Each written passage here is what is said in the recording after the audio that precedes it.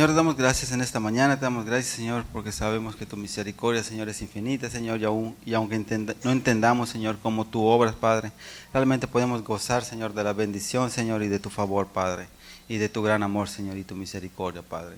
Hoy estamos en este lugar, Señor, solo te queremos pedir, Señor, que tú trabajes en nuestros corazones, Señor, que tú te muevas con el poder del Espíritu Santo, Señor, y que realmente podamos salir edificados, Señor. Unge la boca del predicador, Padre, y que realmente podamos aprender, Señor, que sea un día provechoso, Padre. Te bendecimos y te alabamos, Señor, en el nombre del Padre, del Hijo y del Espíritu Santo. Amén. Buenos días. Vamos a abrir nuestra Biblia en Proverbios 4, por favor.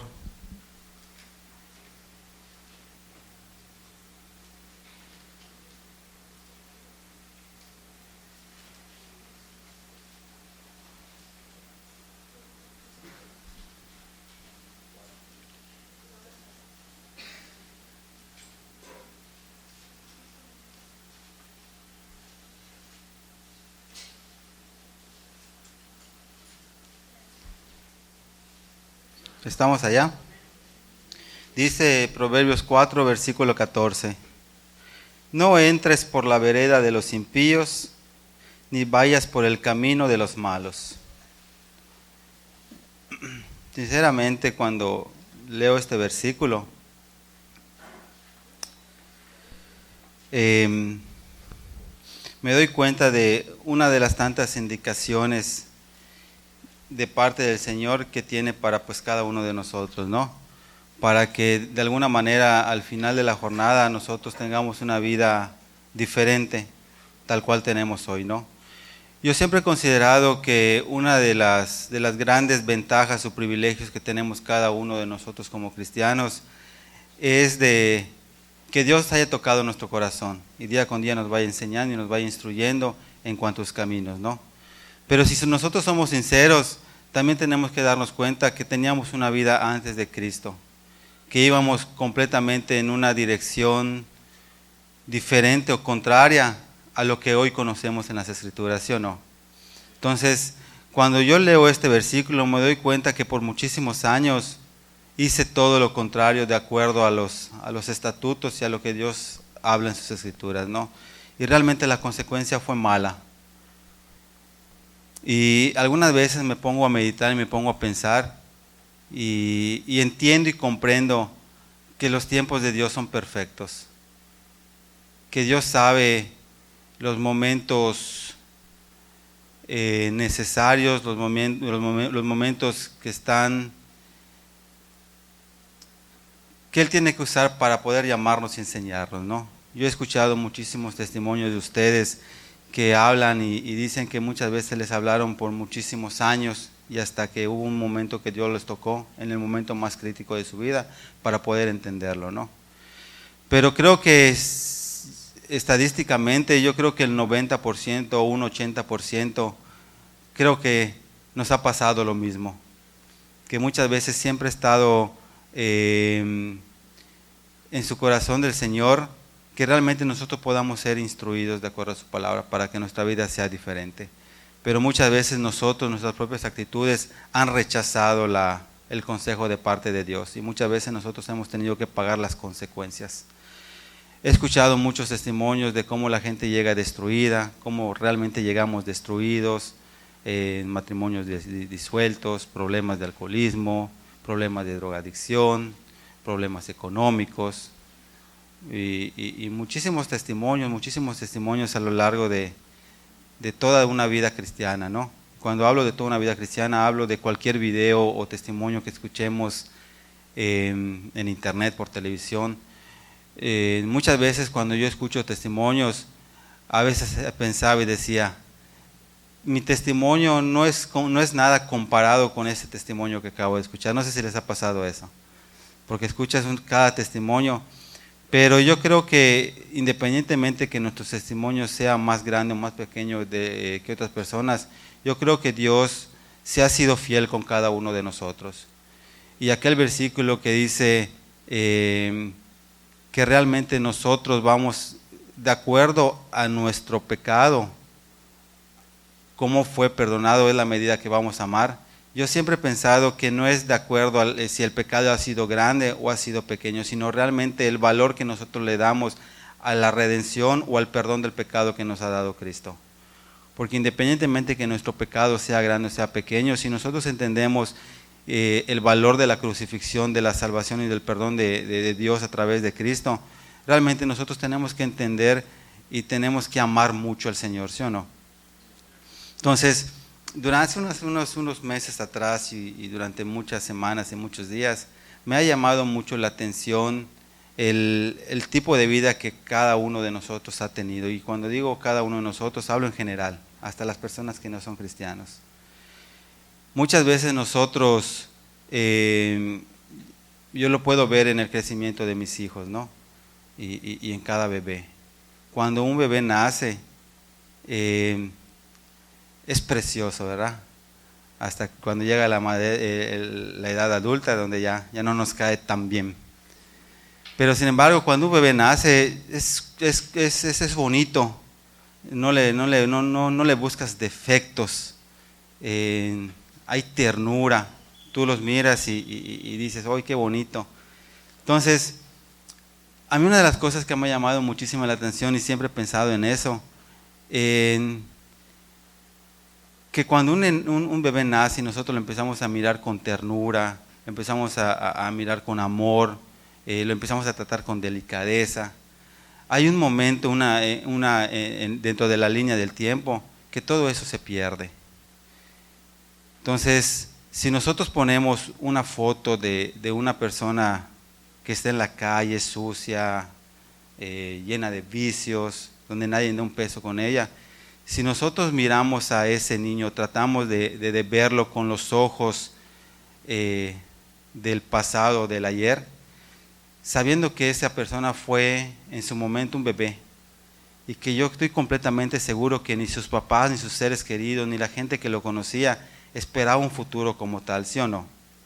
Entonces, yo a veces me pongo a pensar, de hecho ahorita que nosotros estamos viniendo hacia acá, cruzó un muchacho que yo lo conozco, y mi esposa de alguna manera lo conoce, y ella me preguntó quién es, y yo le dije es fulano de tal. Con este muchacho nosotros teníamos muchos problemas, teníamos pleitos en cuanto hablando de pandillas, ¿no? Entonces le digo, es muy triste la vida que está teniendo ahorita, porque teniendo la misma edad que yo, tal vez siendo una persona más pequeña, 2 años, 3 años, nuestra vida hoy por hoy es diferente. No estoy tratando de dar a entender que yo soy mejor que él, sino realmente una de las cosas que pude darme cuenta y mirarlo y meditar ahorita que estamos nosotros viniendo, que realmente ha tenido que ser la misericordia de Dios la que tenga que ser una diferencia entre él y yo. No de perfección, no de bondad, o sea, no de que yo sea más bueno, sino realmente el que Dios haya tocado mi corazón y nosotros le hayamos dicho que sí de alguna forma.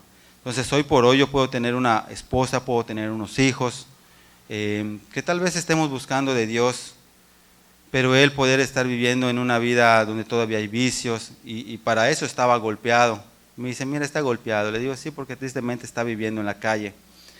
Entonces yo le decía, la última escena que tengo de él, que realmente era un muchacho que se creía de alguna manera más que los demás, ¿no? Siempre cruzaba, nosotros teníamos pleitos y cuando nosotros teníamos pleitos con otra colonia, muy difícilmente nosotros nos metíamos a la colonia con la que teníamos pleitos y viceversa. Pero entonces él era un muchacho que cada vez que pasaba por el lugar donde nosotros andábamos, por la cancha, por los lugares esos, siempre de una manera retadora. Se agarraba, nos miraba, alzaba el pecho. Y nosotros desde lejos, pues lógicamente lo veíamos y cuando intentábamos pararnos para corretearlo, pues arrancaba a correr, ¿no? Entonces, y me acuerdo que la última escena fue una vez que lo vimos corriendo y lo estaban acorreteando. Y cuando lo reconocimos quién es, le tapamos el paso, lo golpeamos, se acercaron los demás y siguieron golpeando, ¿no? Entonces, ahorita cuando yo veo o pienso en todas esas cosas, ahí tengo que darme cuenta realmente lo bueno que ha sido el Señor, porque realmente la diferencia entre unas personas y otras, hoy por hoy entiendo, tiene que ser la misericordia de Dios y que cada uno de nosotros le haya abierto el corazón para que Dios empiece a hacer una obra. Tal vez en nuestra vida no esté completada la obra, porque hay una de las parábolas que Jesucristo hablaba, que realmente nosotros tenemos que recibir la palabra del Señor como una semilla, pero que esa semilla sea bien sembrada. Y aunque esa semilla dé su fruto al 100, al 60 o al 30%, que realmente sea una semilla que esté sembrada en una buena tierra, en un buen corazón. ¿Qué me da a entender o qué entiendo con ese versículo?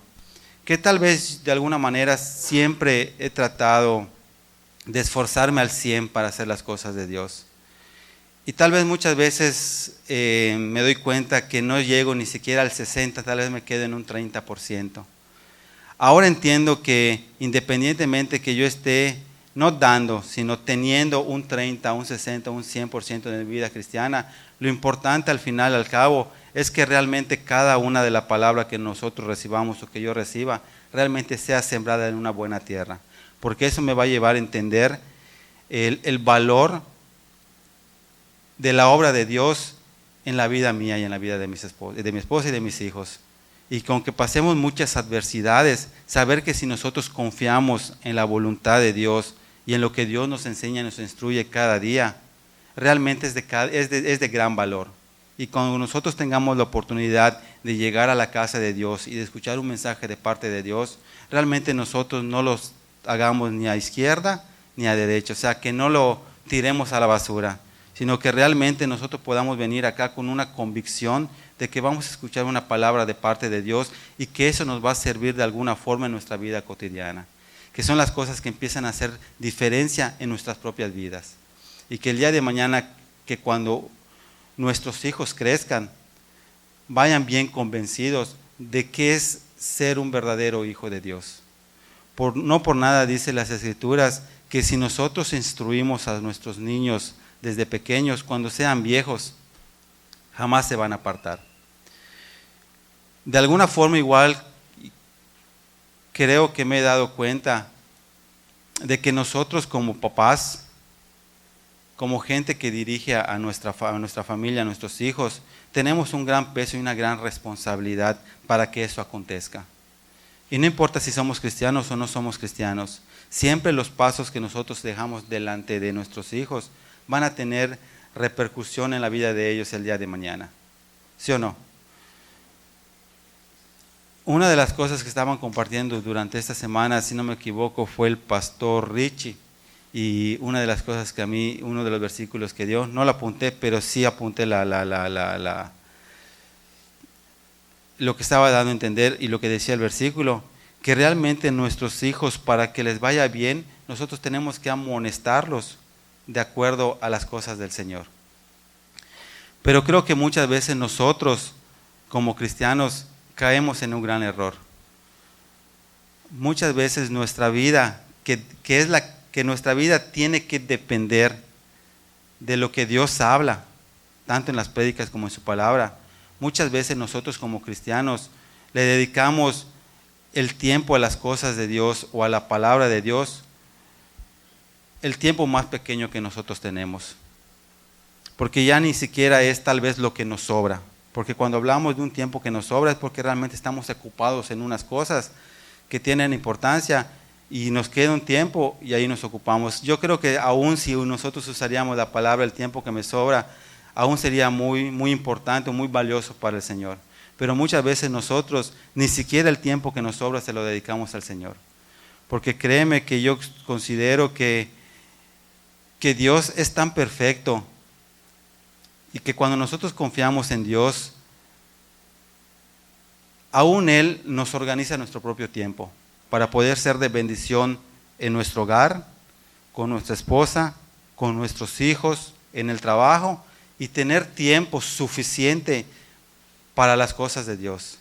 No solo para venir a la iglesia, porque muchas veces nosotros como cristianos religiosos agarramos el venir a la iglesia como una rutina. Hace poquito yo estaba publicando, no sé mucho de publicar en el Facebook, ¿no? Muchas veces le doy me gusta a cosas que me llaman la atención, cosas que ustedes publican, pero no publico mucho, que digamos, cosas, pensamientos o fotografías. En esta semana sí he publicado 3 fotos con mis hijos, es lo más que he publicado durante hace 6 meses. Y comentarios igual muy leve, pero uno de los comentarios que hice en el Facebook decía, una verdadera relación con Cristo no cae en rutina, sino que una verdadera relación en Cristo te da expectativa, te crea esperanza y sobre todo te sorprende todos los días. No quiere decir que nosotros seamos perfectos. Nosotros realmente estamos buscando la perfección, la madurez en Cristo, ¿sí o no? Pero cuando nosotros en verdad recibimos en buena tierra, en buen corazón, cada uno de los mensajes de parte de Dios, ya sea a través de una predicación, a través de una lectura, a través de un texto que nosotros leemos, si realmente eso queda sembrado en una tierra fértil, va a dar su fruto. Y al dar su fruto, eso te tiene que traer a ti en lo personal y a mí en lo personal expectativa, esperanza y sobre todo nos va a sorprender. Y no importa si nosotros estuviéramos pasando momentos difíciles, pruebas, consecuencias, realmente nosotros vamos a admirarnos de cómo Dios nos ama tanto,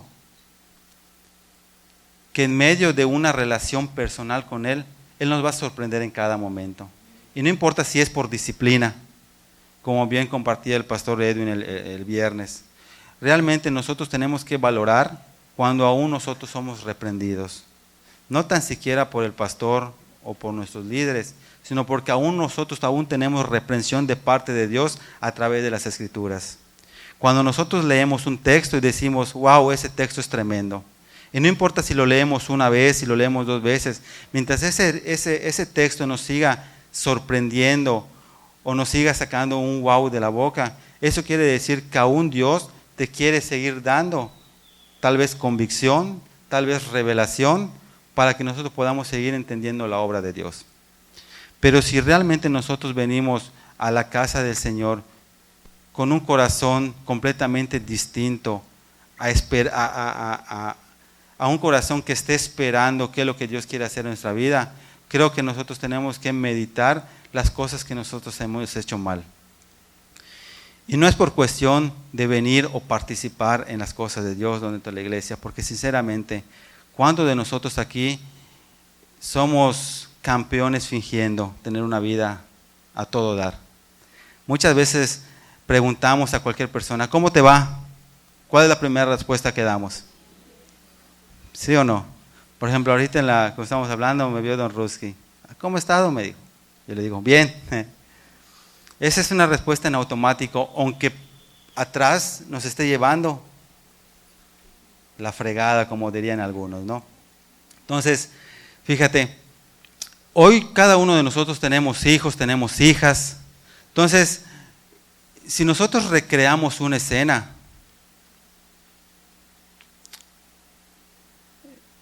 y podemos recrear 1 o 2 escenas, o 3 escenas, o 4 escenas de diferentes vidas. Por ejemplo, si nosotros ponemos a un papá y una mamá que se casan completamente enamorados,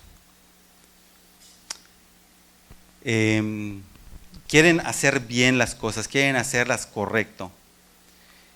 Me acuerdo que hace muchísimos años había un comercial, no sé si se recuerdan, hablaba mucho de planificar y salía en el comercial y te enseñaba y te decía, si te cases, no te desesperes en tener hijos, planifica tu vida, ten tu casita, y te decían que te esperabas en los tiempos.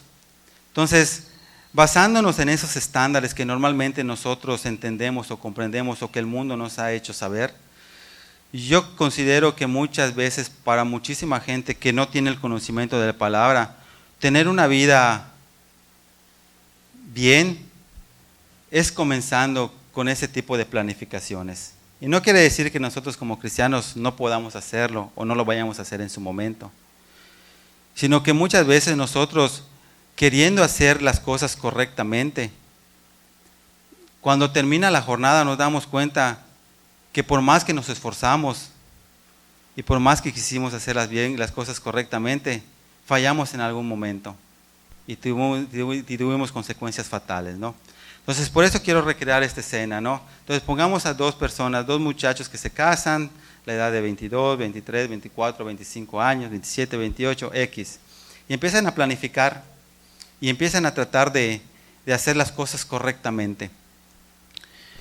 Y planifican, consiguen su casa, tienen un cochecito, tienen en cierta manera sus cosas, y deciden tener un bebé.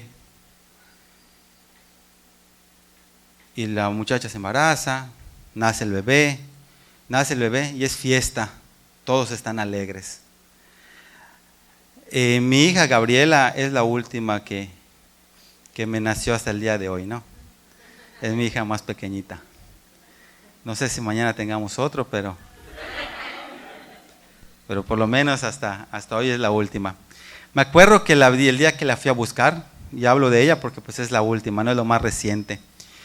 Me acuerdo que cuando la fuimos a buscar y la trajimos, específicamente sus tías, la de Canacín, se movió hasta la T1 para ir a recibirla, ¿no? Llegamos acá y estaba su tía Silvia, estaba su tía Mirna, desvivida, vamos a verla, vamos a conocerla, y gente empezó a venir a verla. Y todo es una fiesta, ¿no? Porque acaba de nacer. Y lógicamente que cuando un niño nace, es un momento que yo creo que nos da gozo a todos, ¿no? Y más cuando es esperado, y aún cuando no es esperado, muchas veces cuando, por lo general, la gente que no conoce de Dios, oye, ¿sabes qué? No nos cuidamos y nació. Pero que cuando nace el bebé, todo eso se olvida, ¿sí o no? Y nace y todo es feliz, empieza a crecer el niño, le festejas de todo. Me acuerdo que cuando Isaac nació, que era el más pequeño, que es el más grande y que era el primer hijo en su momento, me acuerdo que nosotros teníamos una camarita y le grabábamos de todo. Su primer juguete, sus primeras patadas de pelota. Me acuerdo que cuando lo fuimos a escribir al kinder, junto con los hermanos de la iglesia, en algunos que nos hicieron el favor de conseguirnos escuela, hablar con la directora. Me acuerdo que cuando llegó ese niño, mi hijo, al kinder el primer día de clase, que parecía hijo de diputado. Llegaron camionetas así súper lujosas, porque fueron algunos hermanos que tenían camionetas muy bonitas a verlo, ¿no? A su primer día. Llegaron en 2 camionetas, mucha gente, se bajaban, empezaron a verlo. Y como que decían, ¿y este niño quién es que va a estudiar acá? Y muchas veces cuando empiezan a crecer, y estoy hablando para entrar al kinder, más o menos ¿qué edad tendría? 4 años. Le digo, no soy muy bueno en fechas y edades y es un problema que tengo continuamente, ¿no? Pero 4 años, él empieza a crecer, le empieza a festejar todo. Posteriormente sale del kinder y del kinder igual le haces una fiesta. Yo he visto muchas veces las publicaciones de Grecia cuando está con sus alumnos y mi esposa me comentó una específicamente donde están dormidos los donde se le duerme, ¿no? Y muchas veces yo creo que ella como maestra y cuando lo ves es algo que dices que te causa gracia, ternura. Entonces tú ves el crecimiento de los bebés, ¿no? Hasta que posteriormente entran a la primaria y dentro de la primaria empiezan a suceder más cosas, ¿no? Ya los niños empiezan a llamarse la atención entre niñas y uno como papá tiene que acercarse y decir, ¿sabes qué? Pues no es el tiempo, cálmate. Yo me acuerdo que a mí la primera mujer que me gustó fue mi maestra. Y hasta la fecha a veces me lo empiezo a recordar, ¿no? Y hoy lo recuerdas con gracia, tal vez con ternura. Pero muy en lo personal, me acuerdo que muchas veces yo quería hacer las cosas bien, yo tenía temor. Cuando entré a la secundaria, me acuerdo que ahí fue la primera vez que me ofrecieron un cigarro. Lógicamente todo eso mis papás no lo sabían. Yo con miedo, yo le decía, ¿sabes qué? No. O vamos a escaparnos. Y yo les decía, no, yo quiero esforzarme. Porque de alguna manera, si mis papás no son perfectos, porque no lo son, y hicieron muchas cosas en las cuales se equivocaron y son culpables, como yo también soy culpable de las cosas que hice. Me acuerdo que de alguna forma me inculcaron el tratar siempre de hacer las cosas bien, ¿no? Y para ellos querían que yo sea un profesionista. De hecho, me acuerdo que mi abuelo me decía, hijo, estudia, échale ganas, para que al final tú seas el único doctor en la en la familia. Y me ponía a pensar, Dios mío, soy doctor, me voy a morir de hambre. Tengo tanta familia enferma que creo que por eso me lo están diciendo. Y creo que eso me desanimó, ya no seguí. No, fueron otras circunstancias, pero me acuerdo que ya en la secundaria tú empiezas ya en segundo año, ya como que tienes más confianza y empiezas a involucrarte con gente que tal vez no quiere estudiar y te contagias. Porque me acuerdo que me decían, ¿sabes qué? Vámonos de pinta, vámonos a una aguada, a un aguaparque. Y me escapaba, y muchísimo tiempo me escapaba y me gustó. Y aunque de alguna manera sí me gustaba estudiar, me acuerdo que me gustó más la fiesta. Entonces, entendiendo eso un poquito, como que a la edad de los 11, 12, 13 años, empieza a ver, puede empezar a cambiar esa línea de tiempo.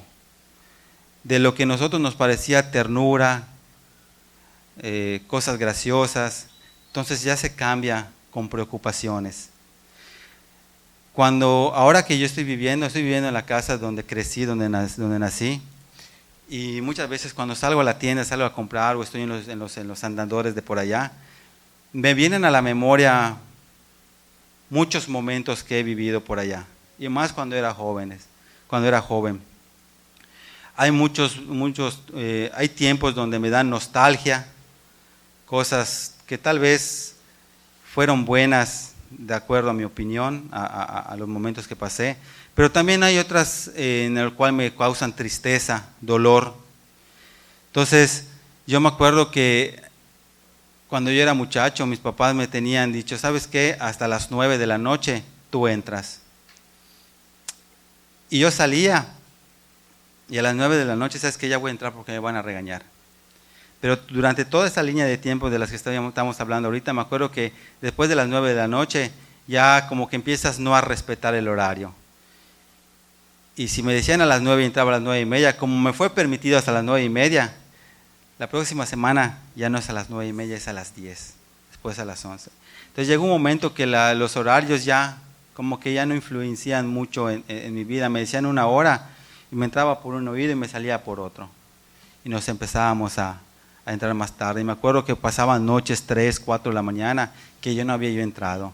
Estoy hablando que no tenía yo ni 18 años, estoy hablando de 16 años, 15 años, 17 cuando mucho. Y cuando yo venía ya para ir a mi casa, veía yo a mis papás como monjes o monjas, con su cobertor tapado porque había un frío, buscándome en todas las calles. Sinceramente me molestaba mucho. ¿Por qué me tienen que estar buscando? Y me ponía yo a discutir con ellos. Y aunque ellos había preocupación, ¿dónde está mi hijo a tal hora? Para mí en su momento no me importaba. Pero hoy por hoy, siendo padre, me doy cuenta realmente de la preocupación que tienen los papás sobre sus hijos. Entonces ahora cuando yo recuerdo y paso por esas calles donde me los topaba y empezábamos a discutir, me doy cuenta realmente el error que yo había cometido en contra de ellos, en contra de mis papás, de mis padres, ¿no? Entonces, te digo, muchas veces tal vez nosotros queremos hacer las cosas correctamente. Y por ejemplo, cuando nosotros nos enteramos de que una muchachita sale embarazada y que sus papás tienen que sacarlos de su casa por disciplina, por lo que quieran, por sentirse defraudados, a veces yo me pongo a platicar con Carla y le digo, mira, hoy por hoy nosotros somos cristianos y nosotros tenemos 2 hijas que apenas están creciendo. Y aunque realmente nosotros somos cristianos, el día de mañana a nosotros nada, aunque nosotros somos cristianos, aún nosotros podemos caer en ese problema si nosotros no estamos haciendo bien las cosas correctamente. Hoy por hoy, mis hijas específicamente son como algo extraño, como algo que no se da, por lo menos en mi rumbo, porque ahí son como privadas, les llamábamos a nosotros, no porque estén encerradas en unos muros, sino porque de casa a casa no hay carretera lo que divide, sino son andadores, son escarpas. Y tenemos la cancha, es como si estuviéramos aquí en la iglesia, ahí hubieran unas casas, si estuviera la cancha. Entonces, los niños, tú los ves andar como si estuvieran andando acá tus hijos aquí dentro de la iglesia. Ya ves que muchas veces nosotros como papás, cuando están aquí en la iglesia nuestros niños, ni siquiera nos preocupamos por ellos. Nosotros estamos allá y nuestros hijos están casi saliendo por la carretera. Y tal vez porque es la confianza que nosotros tenemos. Pero los niños, cuando tú los ves por allá, así están andando. Niñitas que están andando con su calzoncito, con su ropa interior, que al fin y al cabo niñas en la calle sin camisa. Y muchas veces hay muchachitos en la esquina que están tomando, se están drogando. Sinceramente, tú muchas veces ahora viéndolo desde otra perspectiva te das cuenta, dices, qué peligro corren las niñas, porque es real. Pero ahí es tan común que tú ves todo eso a las 12 de la noche, 1 de la mañana en la cancha, están jugando niños. Y hay unos muditos específicamente a la vuelta de la casa que andan pescando gatos y los ves por todos lados. Entonces Carla me dice, mira, no sé si yo soy muy exagerada, pero yo sí tengo temor de darle tanta libertad a mis hijas y a mis hijos, con decirles que a tanto a Asturi como a Gaby, no los dejamos comprar, ni ir a comprar en la tienda que está a la vuelta de nuestra casa, por el temor ese, ¿no? Entonces mis hijas por lo general no son de salir o estar en la calle, y si vamos al parque, que la cancha la tenemos y el parque lo tenemos a escasos 10 metros de la casa, tampoco ellas son de decir, ¿sabes qué, papá? Me voy al parque, y se van, sino que cuando nosotros vamos al parque, quieren patinar ellas, salimos y yo las llevo. Entonces la gente cuando mira a Suri y a Gaby, como que es algo que no se da y algo que no están acostumbrados a ver. Pero sin embargo, cuando yo interactúo con mis hijas y la forma de vestir, la forma de hablar, las cosas que dicen, te das cuenta que tal vez estamos haciendo las cosas correctamente. Y tal vez tengamos la esperanza y la expectativa de que el día de mañana no vamos a tener ese problema. No es que estemos exentos, sino quiero dar a entender que mientras nosotros más nos apeguemos a la voluntad de Dios, a escuchar el consejo de Dios y a tomar en serio cada una de las cosas que escuchemos, eso nos va a dar el respaldo para que el día de mañana nosotros podamos tener la esperanza de que nuestras hijas no salgan embarazadas. ¿Sí me explico?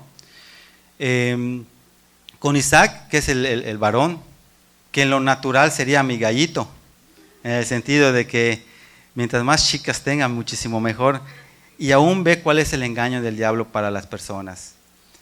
A la niña sí la cuidamos, que no les vaya a pasar nada, pero cuando tienes un hijo varón, él puede fastidiarle la vida a 100,000 personas y nosotros nos vamos a sentir orgullosos, ¿sí o no? Ese es un machismo. Pero eso es lo que el mundo está ofreciendo. Pero tristemente las consecuencias de todo eso son terribles.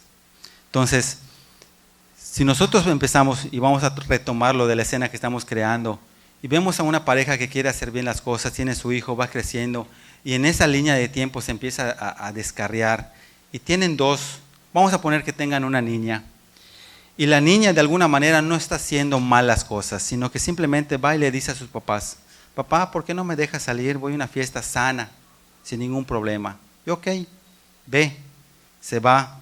Tal vez haya bebida, haya alcohol, tal vez haya droga. Y tal vez ella diga, ¿sabes qué? No voy a drogarme, pero sí voy a socializar, como le están llamando, ¿no? Y vamos a tomar una cerveza, vamos a tomar 2 cervezas. Y en esa fiesta va el chico que le gusta. Pero tal vez el chico que le gusta no tiene los mismos principios y la misma educación que tal vez ella tuvo. Que estamos suponiendo que es una de las mejores educaciones que fuera de Cristo se puede dar, ¿no? Un buen ejemplo en el sentido de que su papá es trabajador, tiene una buena economía, se procura trabajar para solventarle todos sus necesidades y sus caprichos. Y la mamá, por lo consiguiente, tal vez ni siquiera trabaja, pero está allá. Y esta muchacha tal vez lo tiene todo, tal vez tiene cierta confianza con sus papás, pero hay un momento que se va a la fiesta y va el muchacho que le gusta, pero el muchacho que le gusta es completamente diferente. Es un muchachito de la calle, que se la pasa de fiesta en fiesta, que cada sábado se agarra la jarra y que tal vez sí se droga, tal vez no con tanta droga, pero sí fuma marihuana, toma unas cuantas pastillas. Igual no siempre, tal vez cada 15 días. Entonces, se van a la fiesta y entre alcohol, atracción física, contacto físico, esta muchacha y este muchacho caen en intimidad. Y se embaraza la muchacha. Y por lo general, yo me acuerdo que en mis tiempos decía, cuando salía una muchacha embarazada, ¿qué es lo que le obligaban a hacer al muchacho? Hacerse responsable. Entonces, ¿sabes qué? Tú te vas a hacer responsable de mi hija. Ya lo hicieron, ya lo disfrutaron, ahora paguen las consecuencias. Agarren su responsabilidad. Y se van. Y lógicamente estoy hablando de personas que no conocen de Cristo. Se van, empiezan a hacer su vida, buena, mala, bien o malamente. Pero no es lo mismo tener una relación entre amigos, no es lo mismo tener una relación entre novios, como lo conocen fuera de Cristo, a tener una relación ya matrimonial, donde hay hijos, donde hay responsabilidades, ¿sí o no? Entonces, por lo general, yo siento, por experiencia propia, que muchas veces nosotros como hombres somos muy egoístas. Aparte que es una de las cosas que el diablo ha sembrado puntualmente en este mundo, en todas estas generaciones y por generaciones. Porque muchas veces somos tan egoístas que solo pensamos en nosotros mismos. Y muchas veces cuando nosotros los varones buscamos tener intimidad con alguna muchacha, ni siquiera lo hacemos pensando en que tiene que ser un acto consumado de una relación matrimonial o amorosa de acuerdo a los principios bíblicos, sino que realmente nosotros lo buscamos como satisfacer un placer carnal. Y muchas veces hasta nos jactamos de si nos acostamos con una, si nos acostamos con dos, o con tres, o con cuatro. Porque muchas veces nosotros somos tan egoístas que queremos vivir el momento. Y muchas veces dentro de nuestro propio egoísmo, queriendo sobresalir, o muchas veces en medio del problema que buscamos, no buscamos cómo salir, que tratamos de decir, ¿sabes qué? Pues sí me voy a hacer responsable, pero que cuando nosotros empezamos a tener esa responsabilidad, vemos realmente el peso que eso conlleva. El dirigir la casa, el mantener a la esposa, el mantener a los hijos y comenzar nuevamente a dirigir una vida, en el caso de los hijos, ¿no?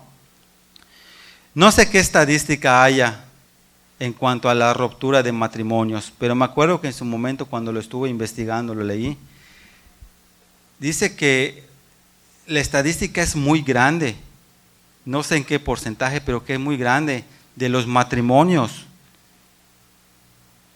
que se rompen porque se casaron por un embarazo o se casaron muy jóvenes. Pero vamos a retomar. Entonces, se casan y se van, y hasta para eso el muchacho le pone le renta una casa, se van a vivir. Nace el bebé y este muchacho se empieza a desajenar por completo de lo que es su familia. ¿Y en qué sentido? En el sentido de que se va a su trabajo, llega el fin de semana, le pagan su sueldo. Cuando recibe su sueldo, ¿qué es lo primero que quiere hacer? Desestresarse. ¿Han escuchado esa palabra? Vamos a desestresarnos. Ya gané mi sueldo, ya lo trabajé y ahora me toca disfrutar un poquito de lo que he trabajado. ¿Y a dónde se van a desestresar? A la cantina, ¿sí o no?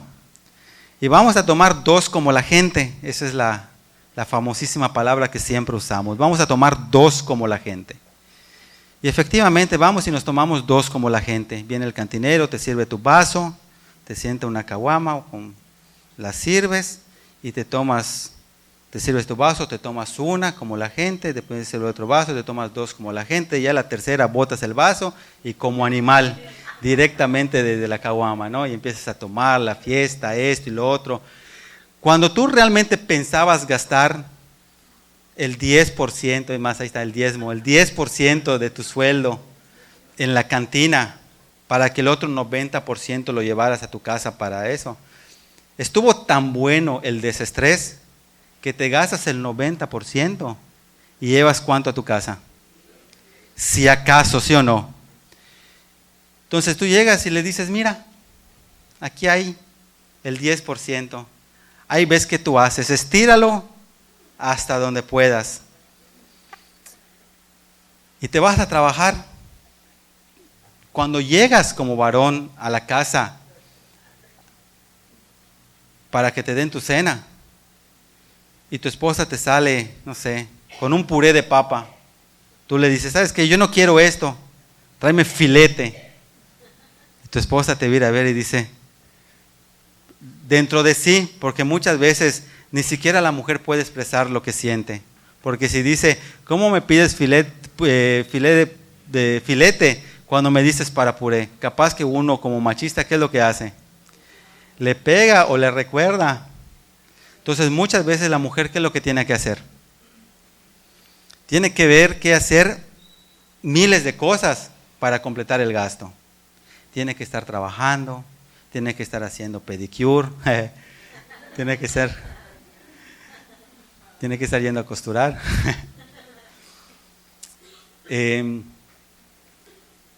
Y muchas veces a nosotros no nos interesa. Y llega la siguiente semana y sigue el mismo ciclo. Y pasa un mes, pasa un año, pasa 2 años. ¿La mujer cómo termina? ¿Cómo? Amargada, histérica, neurótica, ¿sí o no? Todos aquellos principios que en teoría tenía con su papá y con su mamá, que de alguna manera eran hasta ciertamente buenos moralmente, a ella ya se le olvidó por tanta frustración, por tanto estrés, como lo quieran ver. ¿Y con quién se va a desquitar? Con sus hijos, ¿sí o no? Entonces yo me imagino a esta muchacha, a esta mujer, en sus momentos de descanso, toda frustrada, recordando aquellos momentos que pudieron ser bellos o fueron bellos en su momento de noviazgo, donde el muchacho la llevaba al cine, donde le llevaba sus rosas, donde la iba a visitar, donde le llevaba sus chocolates, diciendo, ¿dónde quedaron aquellos momentos? Porque cuando uno quiere y busca algo, ¿qué es lo que hace el hombre? Hasta lo imposible, ¿sí o no? Pero cuando lo consigue, ok, ya tengo mi trofeo, lo voy a tener acá y ahorita voy a hacer lo que se me pegue la gana. ¿Por qué les estoy diciendo toda esa historia? Yo me acuerdo que cuando me casé, fue una de las cosas que hice. Mi esposa, cuando éramos novios, yo le iba yo a visitar. Y ella me decía, ¿sabes qué? Cuando te quites de aquí de mi casa, te vas a ir a tu casa. Pero derechito, y no vas a salir. Y se quedaba en la puerta, como era una calle que llega directamente a las casas, y se paraba en la puerta y me esperaba hasta que yo entre. Todo eso mis amigos lo sabían. Y me decían, ya te dieron toluache. Porque cada vez que yo pasaba por la cancha, ellos me decían, vente para acá. Y yo les decía, porque cruzábamos exactamente para mi casa a la cancha. Yo les decía, aguántense, me están mirando. Y se empezaban a reír. Te dieron toluache. Y me metía. Y ella en la puerta, ¿no? Entonces, no habían celulares en ese tiempo, los mensajes de WhatsApp. Entonces, de alguna forma, yo acechaba y se veía que ella entró. Salía otra vez, ya me iba yo a beber, a hacer lo que sea. O alguien me decía, ¿sabes? Me iba a ver, es que ella entró, salte. Y ya salía, ¿no? Entonces, todo eso pues se volvió muy cotidiano en mi relación con mi esposa y en ese tiempo mi novia, que ella llegara a tomar la decisión de que yo ya no la vaya a visitar. Porque realmente yo me metía en muchísimos problemas. Llegaban momentos a la casa que llegaba yo ensangrentado. Porque le pegamos a uno, y eso era, con decirles que una vez me fueron a pegar hasta en la puerta de su casa. Y fueron 3 o 4 muchachos, me agarré a uno, sale mi cuñada y opa, se la suquean. Y comienza un show, ¿no? Entonces, para eso me dice mi esposa, ¿sabes qué? No, ya no me vas a venir a visitar, ahora yo te voy a visitar. ¡Qué modernos! Y me empezó a ir a visitar ella a la casa. Y iba a visitarme. Y yo la recibí allá y pues estábamos 1 hora, 2 horas. Y se iba. Cuando se iba, derechito a tu casa tienes que entrar. Y me ponía yo a mirarla. Entraba a su casa y yo con la misma salía y me iba yo a la cancha. Entonces,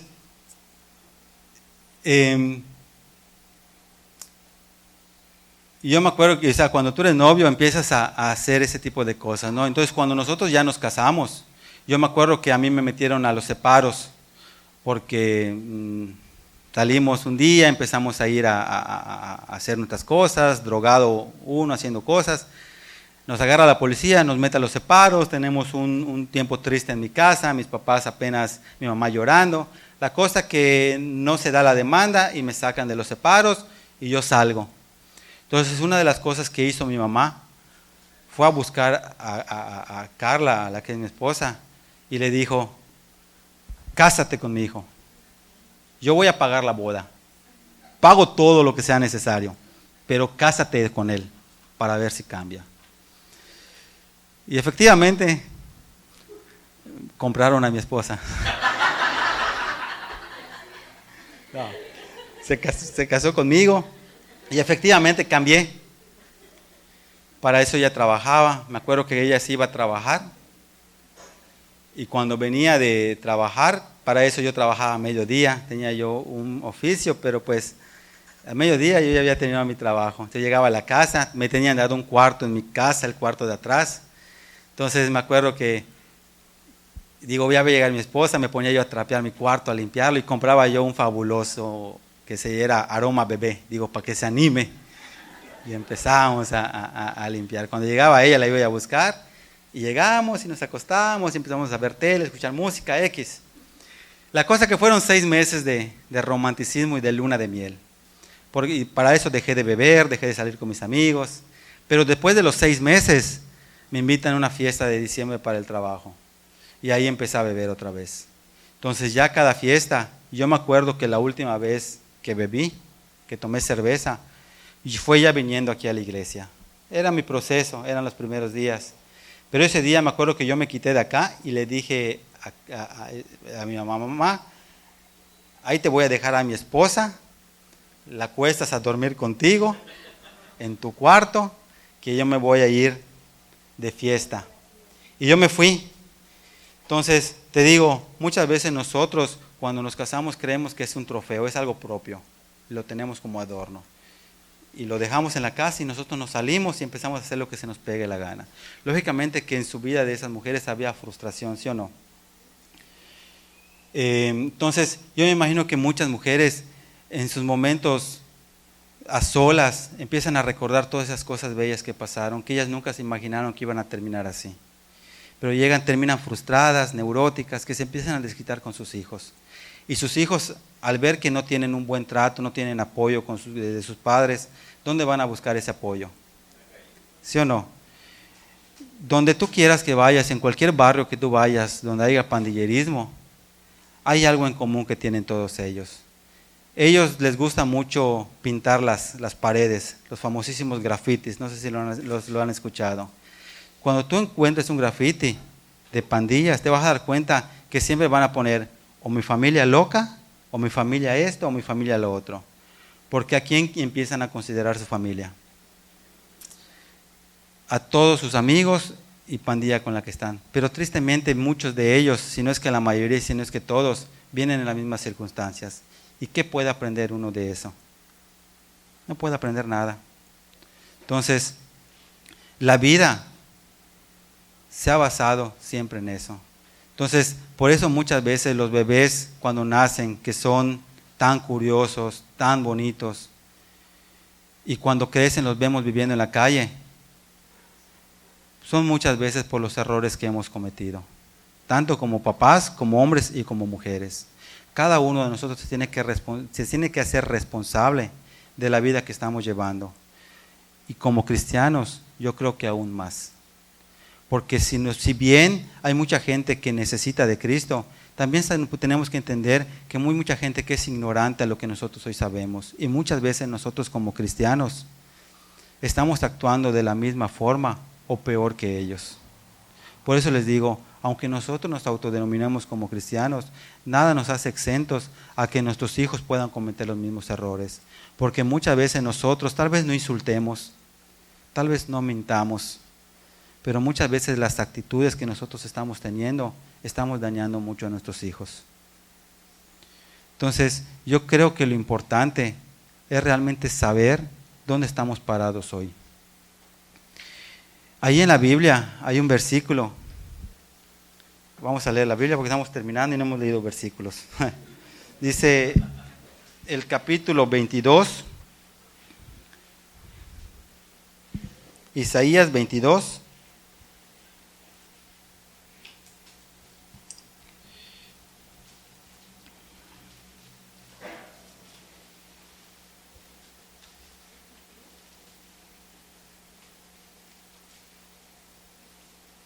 Versículo 13.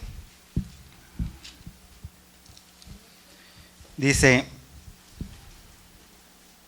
vamos a leer desde el 11, desde el 12. Por tanto, el Señor Jehová de los ejércitos llamó en ese día llanto y endechas, a repararse el cabello y a vestirse de cilicio. Y dice el 13, y he aquí gozo y alegría, matando vacas y degollando ovejas, diciendo, comamos y bebamos. ¿Por qué? Porque mañana moriremos. Escucha, muchas veces yo he leído este versículo, muchas veces lo he usado con respecto a que vamos a tragar hasta saciarnos y disfrutar del momento. Muchas veces lo he hecho en broma, pero tomando un poquito de seriedad este versículo, nosotros no podemos tener esta actitud de decir, vamos a comer y vamos a beber, que al fin y al cabo mañana vamos a morir. ¿En qué aspecto? En ser nosotros egoístas.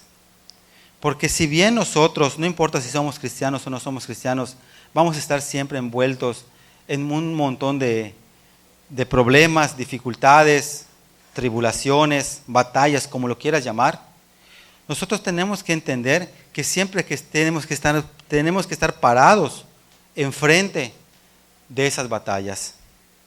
Y si somos cristianos, saber quién es el quien nos está respaldando y no desajenarnos de ellas. Porque si nosotros somos egoístas, es decir, ¿sabes qué? Mira, no importa lo que esté pasando, voy a dedicarme realmente a disfrutar mi vida. Al fin y al cabo, mañana voy a morir. Nosotros tenemos que entender que si nosotros partimos mañana o moramos, saber que nuestra responsabilidad como padres, como hombres y como mujeres, como hijos, como muchachos, es realmente dejar unos buenos pasos a seguir. Y no importa si es de nuestra esposa, no importa si es nuestro hijo, sino que realmente el llamado de Dios para cada uno de nosotros es de ir y hacer discípulos. O sea, que cada una de las cosas que nosotros hagamos como testimonio tiene un peso para que la gente conozca a Dios o lo desconozca. ¿Sí me explico? No sé si ustedes han tenido la oportunidad de predicar a alguien y la respuesta de la persona cuando tú le empiezas a predicar y te dice, ¿eres cristiano? No quiero saber nada de los cristianos porque son unos hipócritas, son esto y son lo otro. Y no es que yo esté justificando la respuesta de todas esas personas, pero tristemente muchas veces nosotros como cristianos sí damos a entender eso con nuestras actitudes. Porque nuestra boca puede estar llena de una verborrea cristiana, ¿sí o no? Pero nuestros actos, no tan solo en la iglesia, sino fuera de la iglesia, es lo que más deja a desear. Y la gente es lo que más mira. Cuando nosotros hemos entendido, escucha, yo escuché la prédica del viernes, sinceramente, y no es por lisonjear a Edwin, pero esa prédica que compartió Edwin es la mejor que le he escuchado. No solo por lo que dijo, sino por la forma en la que lo dijo. y lo que lo respaldaba detrás de él. Porque él no vino a dar un estudio bíblico, sino vino a hablar algo de lo que había vivido y de lo que había pasado. Y créeme, si tú no recibiste esa palabra, duramente vas a recibir otra. Ahora, si no le escuchaste o no le prestaste atención, búscala en internet y escúchala.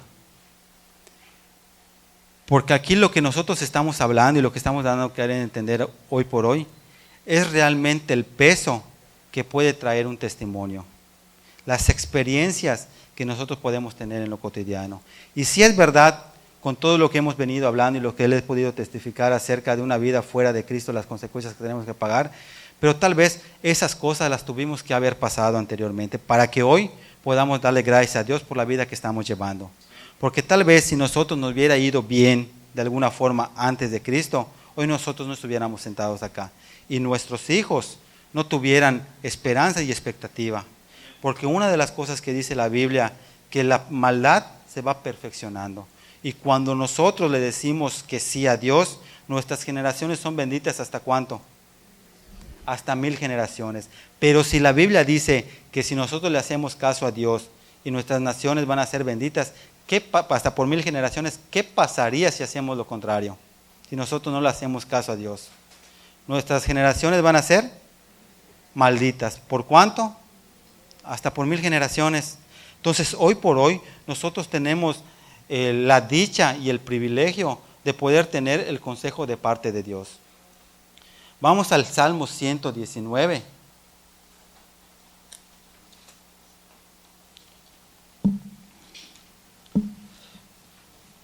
En el versículo 129.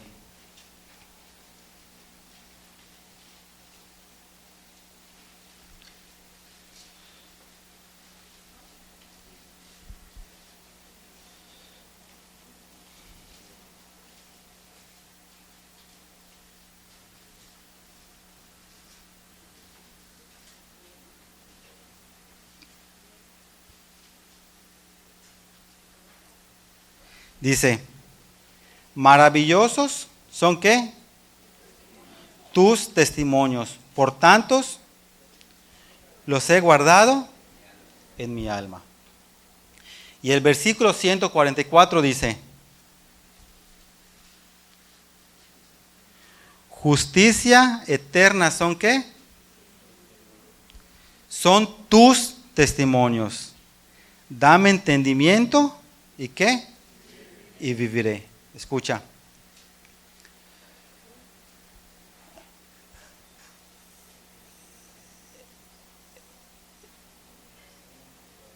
Cuando nosotros hablamos de los testimonios, y el rey David estaba siendo muy puntual y muy específico en estos versículos que le estaba demandando de alguna forma al Señor.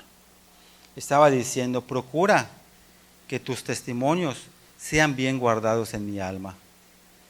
¿Qué es lo que está diciendo en el versículo 129? Maravillosos son tus testimonios. Cuando nosotros llegamos a la casa de Dios, por eso les digo, una relación personal con Cristo te tiene que maravillar, te tiene que sorprender todos los días.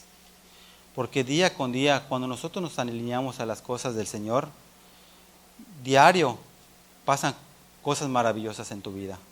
Diario, diario.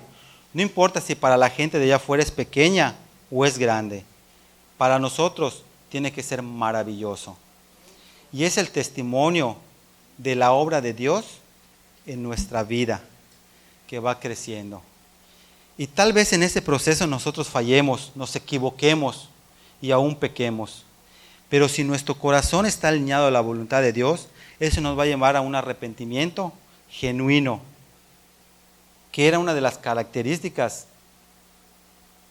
que tenía el rey David en su propia vida como persona. En el ser, tal vez dentro de todas las historias en la Biblia, el que más fracasos tuvo delante de Dios. Pero así como también fue la persona que tuvo más fracasos y más errores, fue una de las personas que Dios más ha exaltado en la Biblia hasta la fecha de hoy. Hoy por hoy, ¿cuántas prédicas no se sacan alrededor de la vida del rey David? Pero si tú escuchas el Salmo 51, la forma en que David se quebranta, y escuchas cada una de las cosas que David, en la forma que David se expresa hacia el Señor y las cosas que le dice, te das cuenta de una persona que siempre estuvo buscando la voluntad de Dios. Y que siempre fue genuino en las cosas que hablaba. Sabía dónde él estaba parado. Y que cada una de las cosas que recibía David en su corazón fue sembrado en una buena tierra. Nunca lo desechó. Cometió errores. Y no sé si David en su vida cristiana dio el 100%.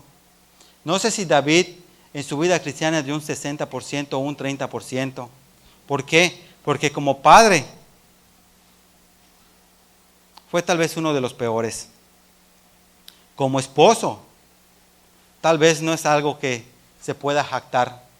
Como persona, muchísimo menos. Pero para tener un corazón conforme al corazón de Dios, ¿quién como él? Nadie. Y yo no voy a dar el porcentaje de su vida cristiana como David, porque eso al fin y al cabo, ¿quién es el que mide?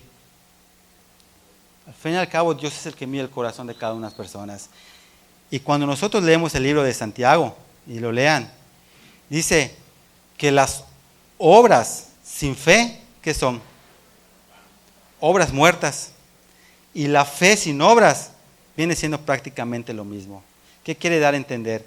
Que no importa si tú seas el mejor o te des a notar como el mejor cristiano, que si tu fe es pequeña o no tienes fe, ni siquiera pequeña, porque dice que la fe, cuando es del tamaño de un granito de mostaza, que es lo más pequeño que realmente nos podemos ver, va a ser algo bien preciado para Dios. Dice que eso va a ser la diferencia.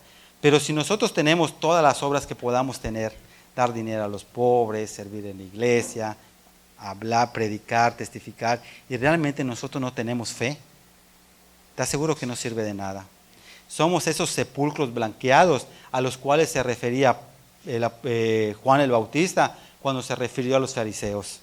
Y si nosotros tenemos fe o decimos tener toda la fe del mundo, pero nuestros hechos, nuestras actitudes, nuestras obras no lo están testificando, te aseguro que es la misma situación.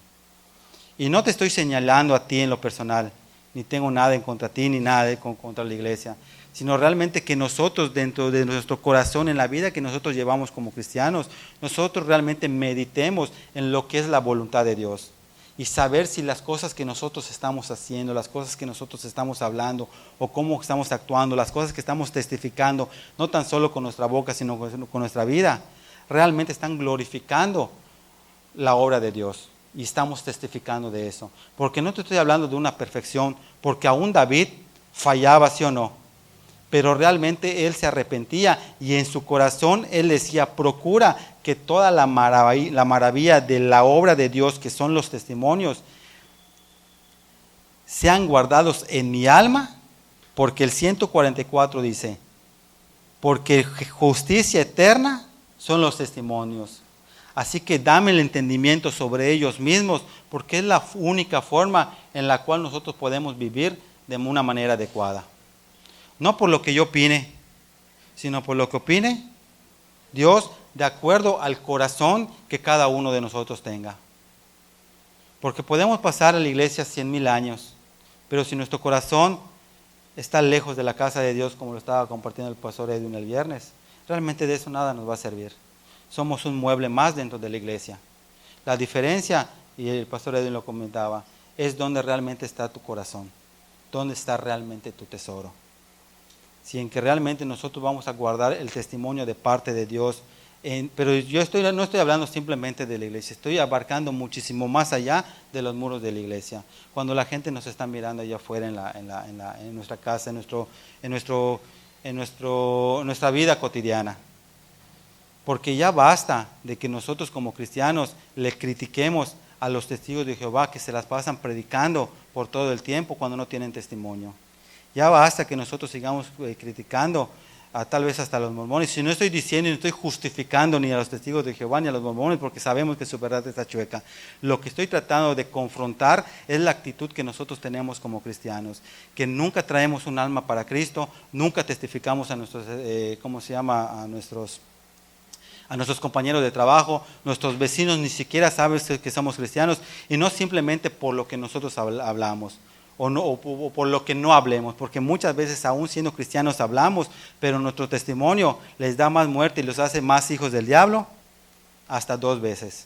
Entonces yo creo que sinceramente tanto tú como yo tenemos que meditar realmente si en nuestra vida nosotros estamos guardando el testimonio, estamos entendiendo el peso de ser testigos de la voluntad de Dios.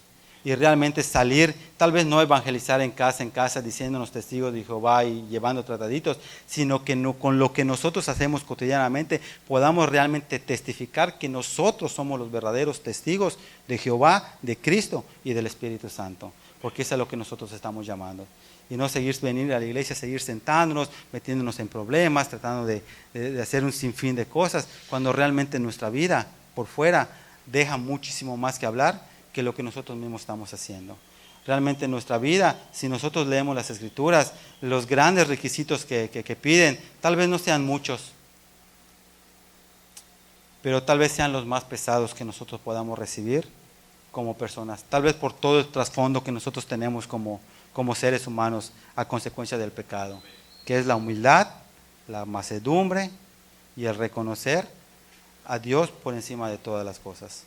Amén. Señor, te damos gracias en esta mañana, te pedimos que tú nos guardes, Señor, y te nos bendigas de acuerdo a tu voluntad, Padre, y que realmente nosotros podamos entender, Señor, qué es lo que tú quieres para nuestras vidas, Señor, y no caminar ni siquiera a derecha ni a izquierda, Padre, sino caminar en medio de la brecha, Padre, aún en medio de cualquier dificultad, Señor, pero que realmente nuestra vida pueda mostrar, Señor, el valor del testimonio tuyo, Señor, y que nuestra vida pueda glorificarte, Señor. Tu palabra dice que nosotros somos embajadores tuyos, Señor, del reino tuyo, Señor, y que realmente nuestro mayor tesoro, Señor, sea el reino de Dios, Padre, que sea tu testimonio, Señor, que nosotros procuremos, Señor, puntualmente, Señor, y celosamente, Señor, estar siendo testigos fieles, Señor, de la obra tuya, Padre, que grandes cosas has hecho en nuestras vidas, Padre, te bendecimos y te alabamos, Señor, en el nombre de Jesús, amén.